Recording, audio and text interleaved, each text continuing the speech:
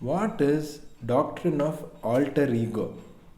Alter ego basically means that a second self or a perfect substitute. So if any person, let's say there's a managing director and he has an assistant.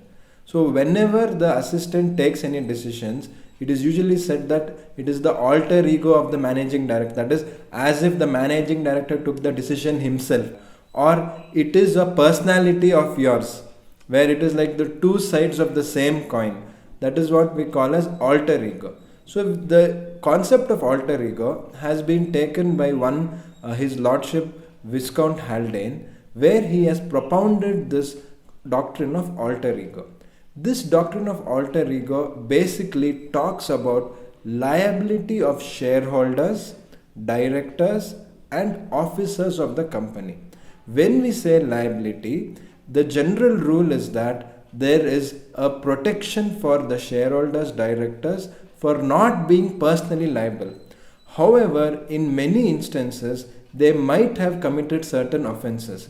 To take exceptions in such matters, this doctrine has been propagated, which states that if there is any director, shareholder, or officer of the company who has acted unfairly, unjustly, then in that case he will be personally liable.